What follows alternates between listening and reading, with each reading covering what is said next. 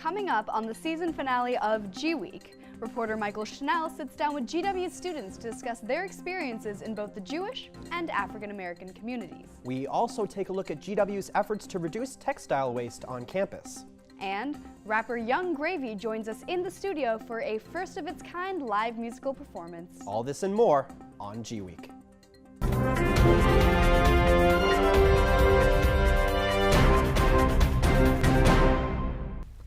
Welcome to the show. I'm Ethan Evers. And I'm Vruti Venkatesan. On Wednesday, May 1st, Attorney General Bill Barr appeared before the Senate Judiciary Committee to answer questions about his handling of Special Counsel Robert Mueller's investigation. This comes just one day after the Washington Post uncovered that Mueller wrote a letter to the AG saying that Barr's letter summarizing the conclusions did not fully capture the context, nature, and substance of this office's work and conclusions. Mueller cited that the misleading nature led to the media to pursue an incorrect narrative. Barr defended his memo, explaining that it contained only accurate information. After that day of fierce Q&A, Barr announced that he would not appear for his testimony before the House Judiciary Committee on Thursday. Dozens of protesters clashed on Tuesday inside the Venezuelan embassy over the support of the country's president, Nicolas Maduro. Pro-Maduro activists have camped outside the embassy for weeks in support of the controversial politician. They were met with heavy opposition when counter-protesters from the opposing party converged on them carrying flags and shouting obscenities. These protests come as Venezuelan opposition leader Juan Guaido recently called for a military uprising against the Maduro government. Fortunately, no one was hurt in the incident. May is Jewish American Heritage Month, and at GW, many students are part of the Jewish community, and some of the African American community as well. To commemorate the month, reporter Michael Schnell took a deep dive into the intersectionality of the Black and Jewish communities here on campus. May is Jewish American Heritage Month. Here at GW, the Jewish community is rather large. Of its nearly 12,000 undergrads, approximately 3,000 are Jewish. That's about 25%, according to Hillel International's College Guide. And in 2017, GW was ranked third in Hillel's top 60 private universities by Jewish population. But what makes GW's Jewish community unique is its members, some of which are part of other communities as well. Meet Noah Shufutinsky and Brittany Morgan, a sophomore and a junior, both part of GW's Jewish community and African American community. My parents always raised me to be proud of who I am and be connected to my Black heritage as well as my Jewish heritage. One way he combines these two communities is through music. A rapper who goes by the stage name Young Gravy, Shufutinsky combines his African and Jewish roots in his songs, singing about the history and the current state of the two groups. Music has been super influential, so it's a lot of Jewish music and historically Black music as well that instills those values in me. Both Shufutinsky and Morgan recognize the similarities between the two communities, mainly involving their histories. Shufutinsky thinks this relates to the fact that they are both diaspora communities. In many senses, in those diaspora communities, we have to adapt to different cultures, and I think that creates a sense of resilience among people and among communities as far as being able to adapt and still have that struggle to hold on to your roots. And I think a lot of beauty comes from that. But in Morgan's eyes, the similarities between the two groups are not all positive. To her, the most striking is the discrimination that both communities face. What both of them share is discrimination. I think the hardest part is discovering how each of them handle that type of discrimination. Yet, she does recognize that there are differences between the two.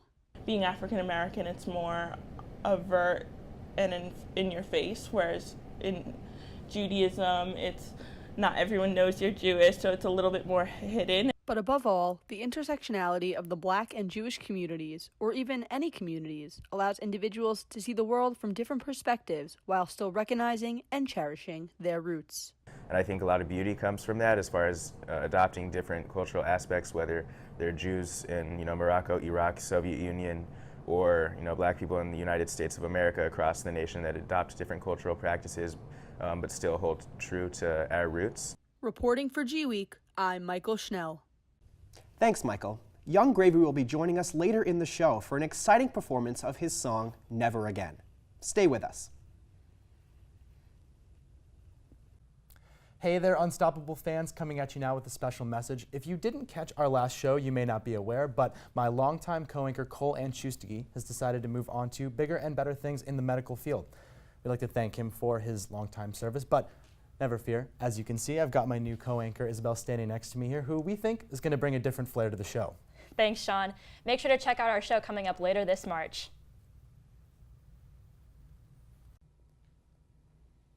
Welcome back to the show. The National Museum of African American History and Culture recently opened its newest exhibit, which features Oprah Winfrey as the subject. As one of the leading figures in modern media, Watching Oprah features Winfrey's early life, her show, and her significant influence on popular culture. Oprah is the biggest single donor to the museum, as she has donated over $400 million. Many visitors have already enjoyed the exhibit, and it will continue to be a huge tourist attraction until it leaves the museum in June. In the aftermath of the Student Association runoff election, the SA struggles to resolve student grievances against it for the next school year. Reporter Devin Link has the story. The students are frustrated. They wanted a change, and I really sympathize with Justin's campaign because I myself ran because I thought the Student Association wasn't doing its job. Just a month after Justin Diamond's writing campaign consumed the SA presidential election, leaders are planning how they will move forward and improve their relationship with the student body. A large portion of the student body views the SA as elite, not getting anything done, and also not serving the best interest of the students, which is why I think we saw so many people get up in arms and supportive of a candidate wanting to literally abolish the institution. In a GWeek conducted survey, only 11% of students reported they felt satisfied with the SA, compared to 23% who reported they felt dissatisfied. SA President-elect S.J. Matthews anticipates a year of change lies ahead. I think people are more attuned to what the SA is right now. People know, oh, it had that election, we all heard about it. And I think we can really use that momentum to get people excited about what we're doing now. Senator-at-Large George Glass plans to work with the Senate to improve its expectations and transparency. I would like to see the senators take more ownership of being on the SA. And I also, on a second point, want people to be more honest and not take themselves as seriously, because at the end of the day, I think we need to be realistic that we're student government. We can't solve every single problem on campus, but we will advocate for those issues. We will advocate for students, and we will do our absolute best to push those issues forward. And I want people to be more honest and upfront about that. A problem that people see is that people run these campaigns and they say we're going to solve this and that and this and that, and it never comes to fruition. So I think it's important that we're honest about what we can actually do.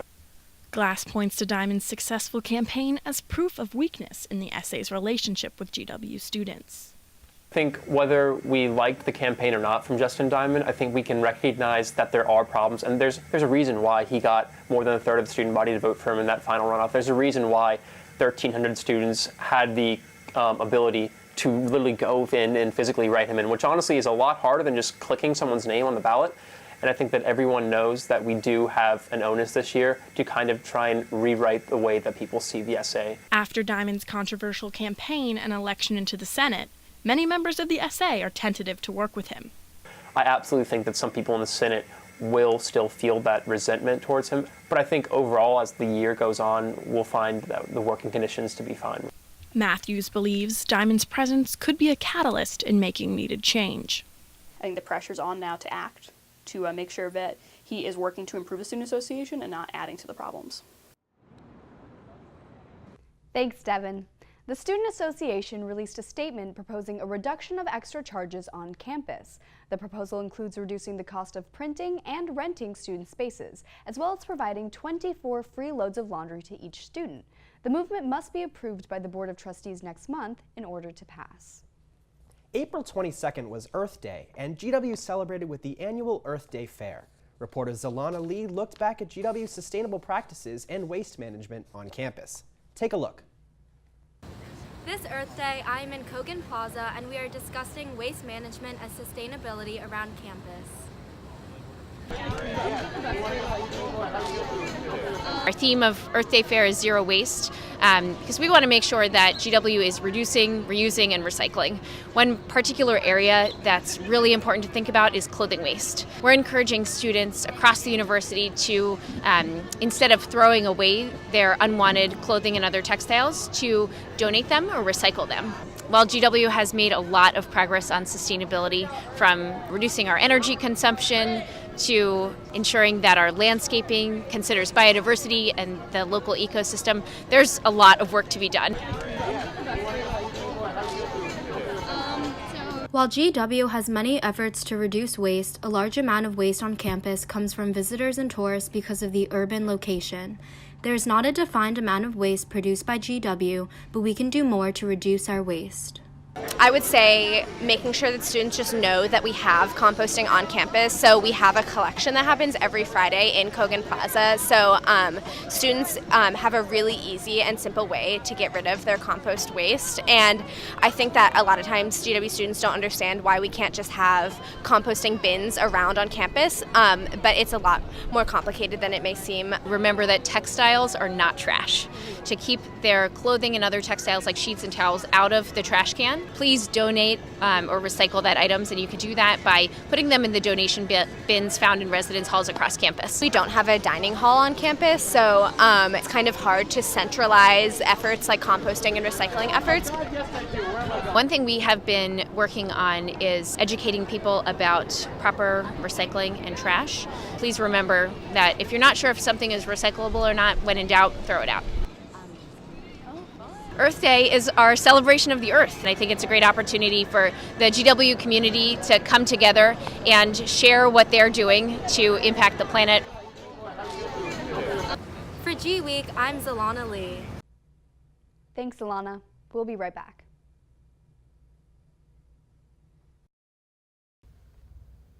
Oh my gosh, Izzy. Michael, what's wrong? Trump just tweeted again. Oh my God. I guess we're gonna have to debate about it. This is Colonial Crossfire.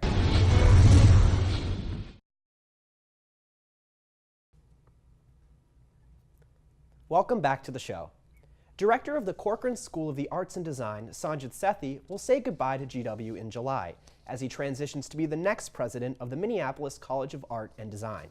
Much of the transformation of the Corcoran from solely an art school to a major research institution can be attributed to Sethi's 4-year leadership. Not only did he oversee the merger with the Corcoran and the Columbian College of Arts and Sciences, but he is responsible for launching new course offerings in the interest of Corcoran's diverse student body. The Secretary of the Navy has nominated Rear Admiral Sean S. Buck to be the next superintendent of the U.S. Naval Academy. The Admiral holds a master's degree in international security policy from GW in 1992. If he's accepted by Congress, he will become the 63rd superintendent of the Naval Academy and receive a promotion to a 3-star general. The GW debate team recently was named the 3rd best team in the nation. This team has been traveling every weekend along the East Coast competing in American Parliamentary Debate Association tournaments, and as of April 25th, they have been ranked just behind Yale and Harvard. According to an interview with GW Today, the team prides themselves in their diversity and their acceptance efforts they've aimed to create. They're also a no-cut team that accepts anyone, which is unlike many of the other top-ranked teams. Last Saturday, students filled the Smith Center for the annual Spring Fling concert. Reporter Alex Lavin took a look at how this highly anticipated event is organized. Take a look. I'm here at GW Spring Fling, an annual concert held by the school's program board. This year, 2 artists are taking the stage in front of a nearly sold-out audience: Black Bear, an R&B singer, and Griffin, an EDM DJ. I got an inside scoop with the school's program board as to how a huge event like this gets organized and why the Spring Fling continues to be a success year after year. This year's Spring Fling concert saw a number of changes from Spring Fling events of the past. One major change was the decision to make a 2-part Spring Fling, starting with a pre-fling featuring a number of student bands, singers, and dance groups at University Yard. Unfortunately, this concert was canceled due to inclement weather. We thought there's so many people that are interested in this, might as well do an entire day dedicated to just student performances, because we have so much amazing student talent on campus. That'd be a really good way to really showcase that and bring the student body around other members of the student body that are very talented and that are very dedicated to their craft. Another major change was the decision to move the main concert into the Smith Center instead of the typical location of University Yard. Part of it was moving it indoors for a weather reason, as well as the type of show we wanted to do. Doing like an EDM pop type show just tends to be better well received in a stadium. The program board is unique in its positioning to plan for the entire student body. We don't just plan for one or two communities or one or two groups of people. We plan for everybody. And because of that, we drive all of our planning with the idea that it's for everybody, to make it as accessible, as inclusive, and just as welcoming for everyone that may not particularly have a group they might belong to. The opening act, Griffin, took the stage at 8 p.m.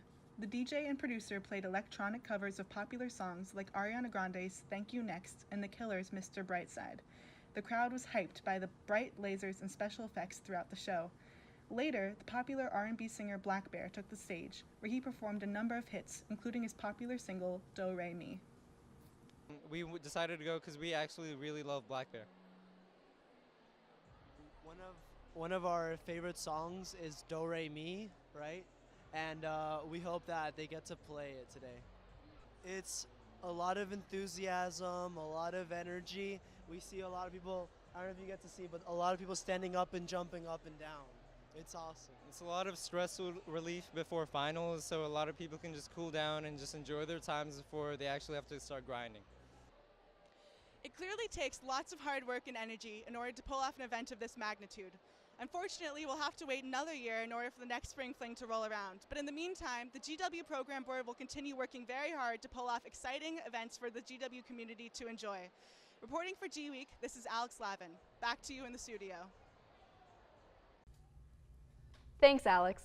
So this year there was actually supposed to be a pre-Spring Fling. You knew this. Yeah. Before Spring Fling. It was the first of its kind. They were supposed to announce the final performer, which ended up being Black Bear. But they had this really cool thing scheduled, and it actually got canceled due to bad weather. Yeah, it's such a shame. There were so many great student performers lined up for the event. I really wish I could have gone to see it. One of the great student performers that was supposed to perform was actually Young Gravy, and he is going to be joining us in studio next. Very exciting.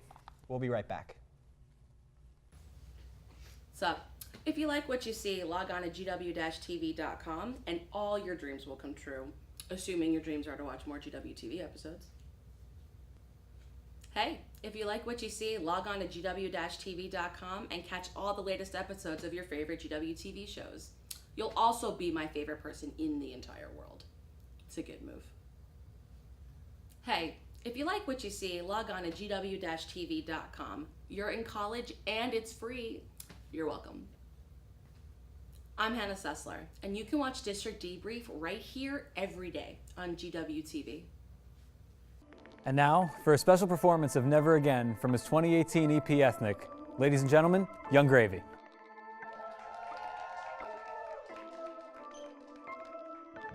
Never again. Never again.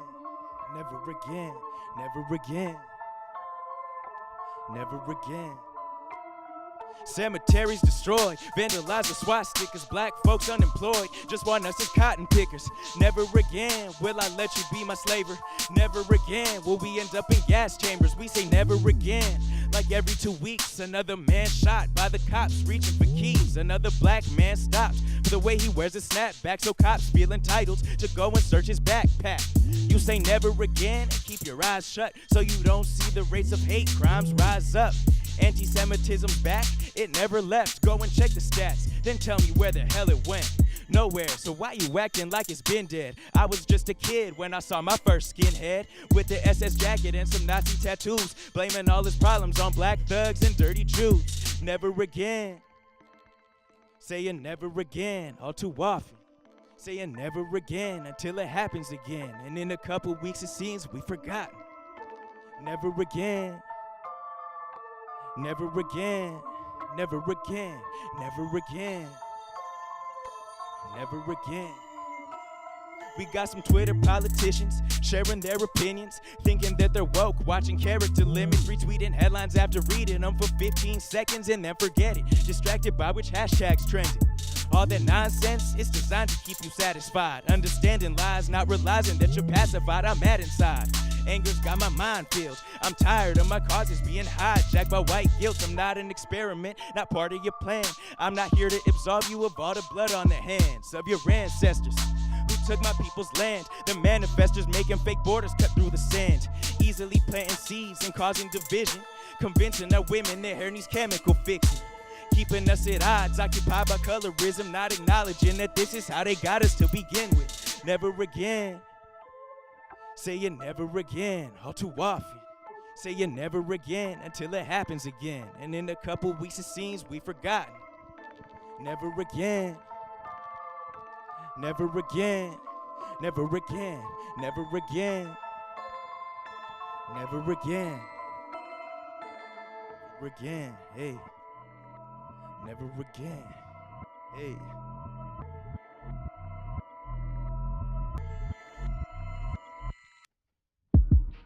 I might jump off this ship. I don't even know if I can swim. It's hard for me to breathe. I can't get these shackles off my feet. Gas coming in from the ceiling. In my lungs I lost all feeling. Can't possibly escape. I got this pain running through my veins. My genetic memory is telling me to be vigilant, sending me messages warning me about the ignorance, reminding me I come from a long line of survivors. I'm why they sacrifice, so I know just what I'm alive for. From pogroms to the Holocaust, robbed of culture and bondage, bomb threats in my synagogues, lynchings and prison lockups. Never again is what we say all too often. I say never again because this pain can't be forgotten. Never again. Thank you.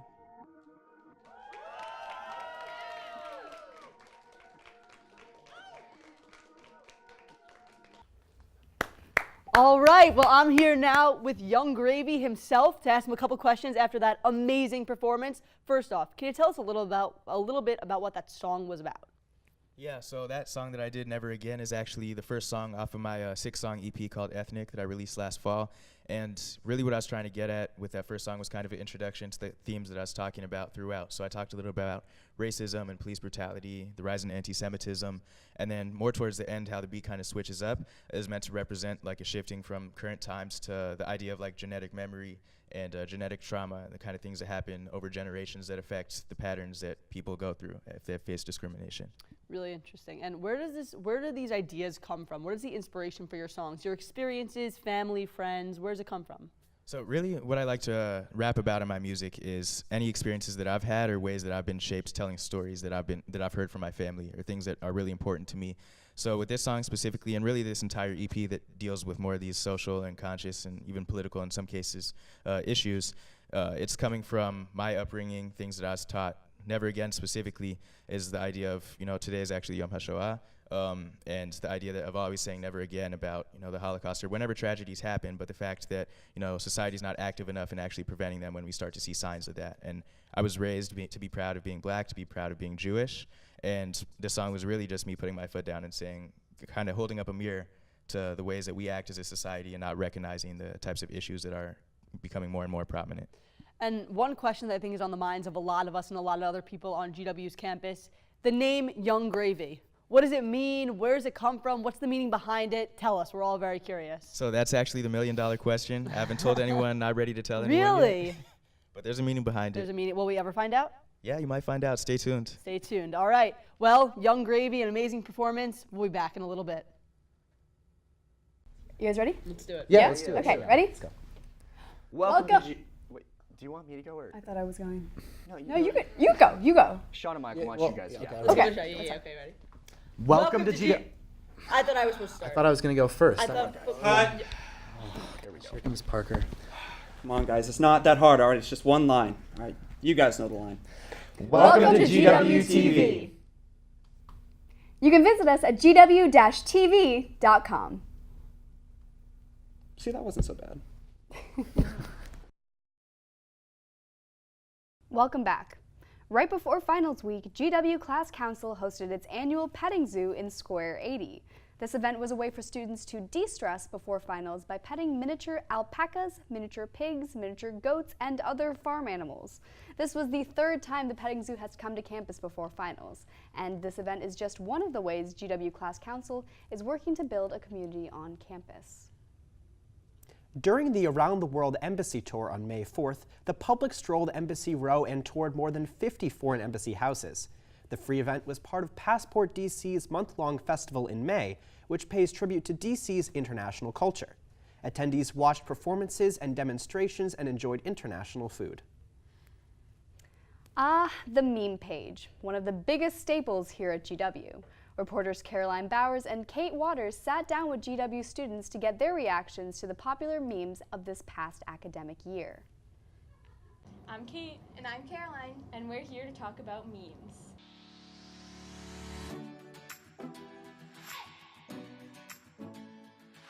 The earliest one that I really liked was by my good friend and fellow moderator, Georgia Perolsky. She said, if my girl and Deli Boy both drowning, catch me at my girl funeral with a bacon, egg, and cheese. And so that one was really funny. I can read it. I'm a grandma, so I don't understand memes, but You don't yeah. understand this? Wait, okay. It says, remember ladies, he's not your Prince Charming if he doesn't make sure you know that you're his princess. It's Deli Boy. It's Deli Boy. You've been to the deli? Do you know who the Deli Boy is? I know that he's a thing, Yeah. and I've been to deli. I didn't know. He's cuter without the hat. that Also, that I'm like was- literally afraid to make eye contact with him because he's always in there. And I'm He's like, just I can't, you're like, too did you important. guys ever watch Degrassi? No. A GW present on a showcase of the student dining experience. Admitted.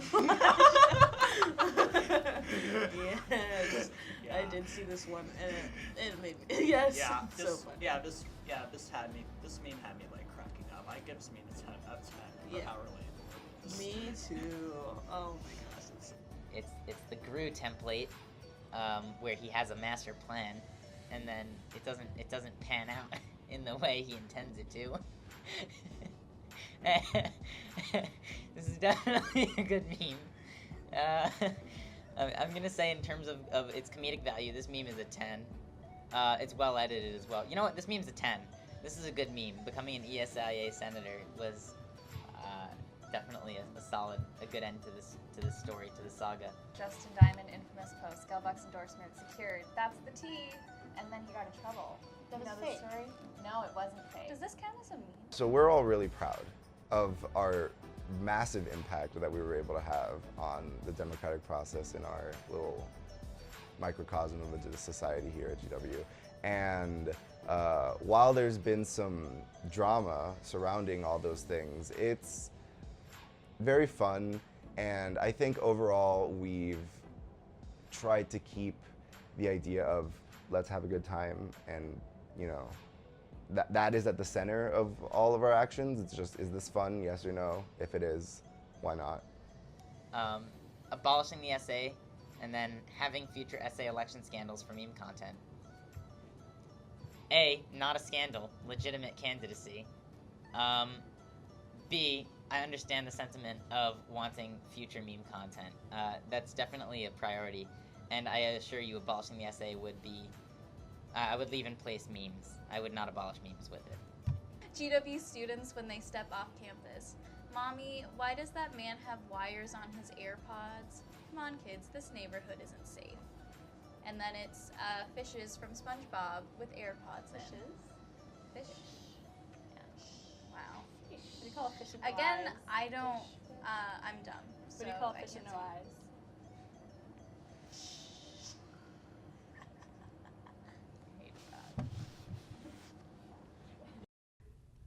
Thanks, Kate and Caroline. The 8th annual Running of the Chihuahuas took place on May 4th at the Wharf on District Pier. The celebration included a beer garden, DJ, and of course, 128 running Chihuahuas. The event benefits Rural Dog Rescue, a nonprofit that aims to help the lives of dogs in shelters. Well, I'm very excited to see that next year. Definitely. And now comes a sad moment for Ethan and me. This is actually our last shows. Come the fall, 2 new and familiar faces will be taking our place as anchors, and we could not be more excited. Joining us now is one of the anchors for GWeek next year, Jessica Nix. Thank you so much. I'm Jessica Nix, a rising sophomore from Columbus, Georgia, majoring in political communication, and the upcoming creative director for GWTV. I could not be more excited to be an anchor for GWeek this fall, and I cannot wait to work with Julia and continue to grow this organization. Julia could not be here tonight as she is actually studying abroad in London, but she recorded this video for you guys to get to know her. Check it out. My name is Julia Albert, and I'm from outside of Boston, Massachusetts. I'm a journalism and mass communication major, and I've spent this past semester studying abroad in London. I'm very excited to be returning to GW in the fall, and I can't wait to be one of your anchors for GWeek. And I would just like to add that being an anchor this year has been one of the great joys of my life. Unlike Rudy, I am not graduating this year, and although I won't be behind this desk next year, I'm still so excited to help out with the show in a number of different ways. This show could not have happened every month without our amazing staff of producers, reporters, and behind-the-scenes people. You guys are all amazing, and I can't wait to see what awesome thing you guys come up with next year. So, thanks again from the bottom of my heart. Well, it's been an amazing 4 years, and I could not be more proud of this organization. You know, I started as a reporter the fall of my freshman year for GWeek, and Unstoppable, actually, believe it or not, I was a sports reporter. But I had the opportunity to meet Andy Weber and Sean Grant, two of the most amazing people I've met, and I've had the absolute pleasure of working with them over the past 4 years. Andy, I've really enjoyed running the organization with you this year. Your dedication to GWTV is unparalleled. And I am so excited to see what you do in Peoria this year and just in life. I have to thank GWTV immensely, because without which I would not have met Sean Grant. Again, one of my favorite people here at GW. I am so grateful for all of the dinners and life chats we've had over the past 4 years, as well as the ones to come. Matt Kerwin and Jillian Horn, thank you so much for your honest advice and support these past few years. I know Jillian is smiling because she's in studio with me now and I can see her in my peripheral vision. But I value it more than you guys realize, and I value you guys very much. Ethan, Michael, and Devin, thank you all so much for your unwavering dedication. You guys were really staples in the show and have been such a great role model to all of our new additions. Caitlin Hartman, you have also been such a rock in the show in the past year, and I appreciate everything you've done in the show and for the organization. I couldn't have asked for a better AP.